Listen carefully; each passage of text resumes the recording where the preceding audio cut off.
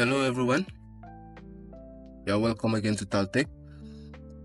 Today we are going to be talking about how the for loop, like how do you do to print a star, how can you print a triangle using for loop.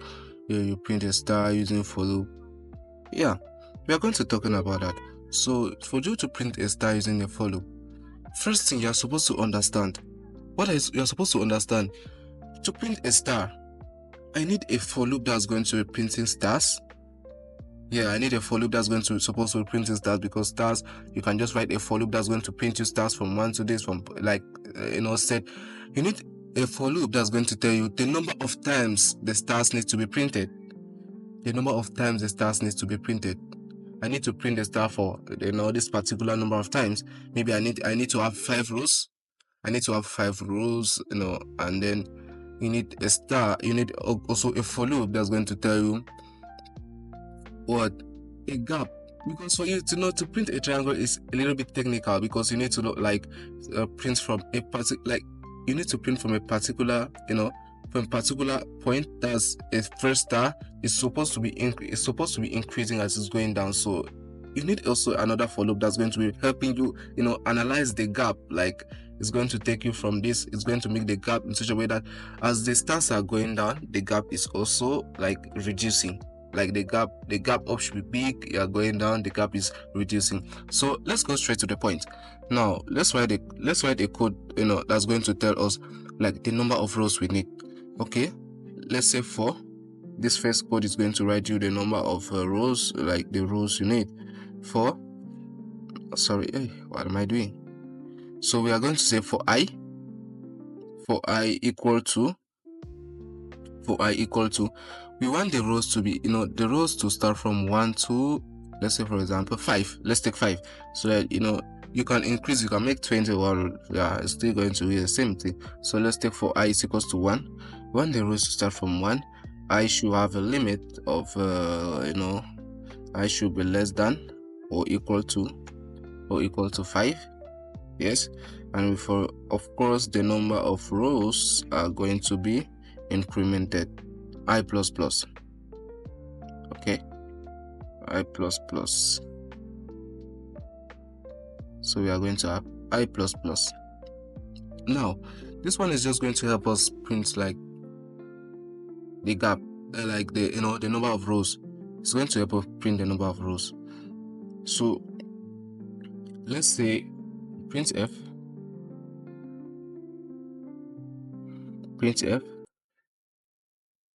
how many rows you want? 5 rows. Printf since we only want 5 rows, we're just going to say that move to the next line. Immediately the condition is true, move to the next line. Immediately the condition is true, move to the next line. You understand what I'm saying? This /n means move to the next line. So it's going to just saying that immediately the condition is true, move to the next line. So now let's go to we need also a code inside here that's going to help us print the gap. Like the gap, yes, it's going to help us print the gap. So we write again a for loop inside here that's going to help us print the gap.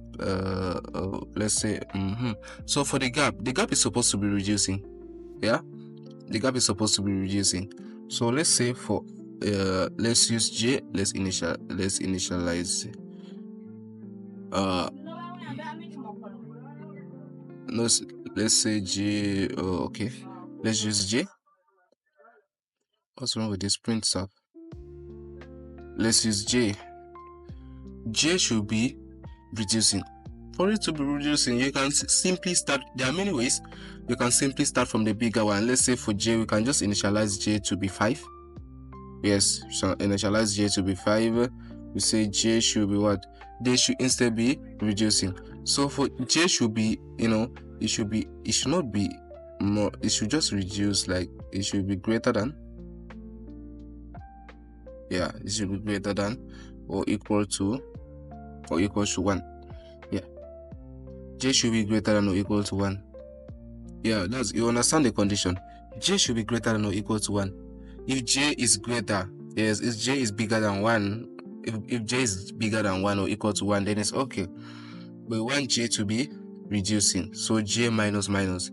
So when it's going to come here, it's going to say j is equals to 5. J should be, is the condition true? Is j greater than or equal to 5? The condition here was that it should be less than or equal to 5. Yes, it should be less than, it should be smaller than. What we need should be smaller than. But here, what we need should be greater than instead. The condition is it greater than or equal to 1? Yeah, it's true. So it's going to do what? It's going to move to this printf that we're about to write. It's going to printf. It's going to printf what? What is it going to print? We will just need what from it? A gap. Okay, we just need a gap. We don't need too much from it. We just need a gap. So we say it should print a gap. You can as well reduce this. It's not like the necessary here, because sequence is going to, it's a sequence, something's going to print here, and then it's going to check the condition here. So of course it's okay. After making after writing the for loop that's going to help you print the gap, we need again another for loop. You understand? We need again another for loop that's going to help us now print the star. We have printed the number of rows we want 5 rows. We have printed the number of gaps we want 5 5 gaps in these rows. Like, that's why we are putting it inside the same for loop. That's why this bracket is still open. We are putting everything inside the bracket. Like, we need everything that we are going to be like all the code we are going to write, we need it inside the for loop. You understand? That's why we are putting it inside the same bracket. We need everything inside that for loop. So inside that for loop, we need the gaps. That's why we write this other one that's going to help us print the gaps. It's going to help us print 5 gaps. Like, when it comes here, it's going to check j is equals to 5. Yes, is this true? The condition is true. It's going to come here down here and print what? 5 of these gaps. It's going to print 5 of these gaps at the left. It's going to print 5 of these gaps at the left. So that's how it works. So when it's coming now for the second time, it's going to be printing 4 of the gaps. Since I have reduced, it's going to be printing 4 of the gaps. You understand? So that's how it works. So here we need again another for loop. We say for let's use k. For k is equal to, here it's a little bit skeptical. So here we need something that's going to print 1 star. The stars are supposed to be increasing as we are going down the rows. The stars are supposed to be increasing. So let's start from the first star. It's going to print 1 star. K should be 1. Okay, as k is 1, we go to the second. We go to the condition. What is the condition? For it to print 1 star and go to the second star, we are supposed to make sure that what it's working the same way. Let's use I. So let's just use I, so that as what, since I is 1, it should only print it when I is like the same as, when it should only print k when k is the same as I. You understand? It should only print k when k is the same as I. Like, it should only print k when k is equal to I, or when k is less than or equal to I. So let's say for k is less than or equal to I, because you know that we already know that I is, we already know that I is increasing. So for k is less than or equal to I, k should also be incremented. Like, k should be adding. Open now. Here we are going to print the printf. We are also going to print,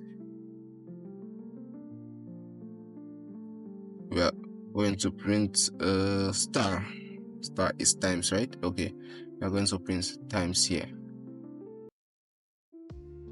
Okay, so here is your code. We are going to print times here. Here's your code. It's going to help you what? It's going to just be printing times going down. First one is going to print it's going to print the same, the first star. Is the condition true? Yes, the condition is going to be true here, because I is 1 at the first stage. I is 1. Yes, so the condition is true. It's going to come here and print 1 star. And when it goes back here, because when we say the for loop, it repeats itself until the condition is false. So as it's going to come down here, it's going to check, I is going to add to 2. I is 2. Is I less than or equal to 1? The condition is false. Then it's going to go out of the loop. It's going to just go to the next line. like this is your slide n, means go to the next line. You're going to just go out to the next line and start back from the first for loop. You understand what I'm saying? So now let's go now and declare k. Let's declare k and j. Let's declare k and j because we have used them. We need to declare them. So here, this is just a simple code with these 3 for loops. Is going to help you print stars. So let's run it and see. Let's run it and see it. Let's build it and run it here. Okay, it's printing the stars are printed correctly in the pattern we need, like 1 star here, the 2nd star there, third, just like that in a pattern. We really love the pattern. Now the problem is this gap. Okay, so what happened in this gap? We say j is equal to 5. Yes, it's going to print 5 gaps. As it's going down, j should be greater than or equal to 1. That's the condition.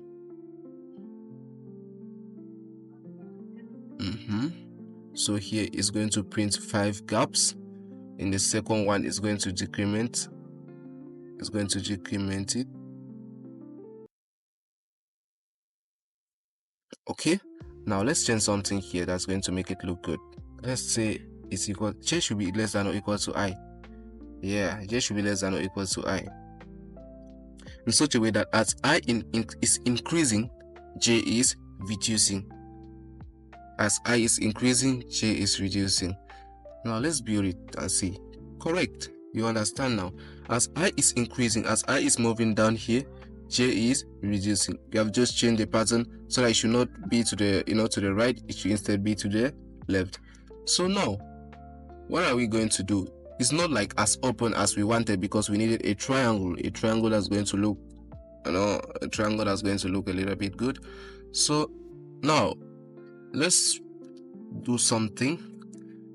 I want that after each star, it should give a gap. Okay? I want that it should be giving gap before it prints star. In such a way that the star should be, open. So here we go. Let's build it and run it. Okay, correct. Now you see, it's given the form of the Pascal's triangle. It's giving Pascal's triangles form. So here you have a star. Here you have a star in a good pattern, like a really good star in a good pattern. So here's how you go about to print a star, in using C. So in our next code, we are going to be talking about how to print the Pascal's triangle, how to do the Pascal's triangle. It's also the same thing because this pattern is the pattern for Pascal's triangle. This is the same pattern for Pascal's triangle. So we are going to use this same pattern with these for loops, our normal for loops, with this normal 3 for loops, with this normal 3 for loops to print what? The Pascal's triangle. So thank you so much for watching.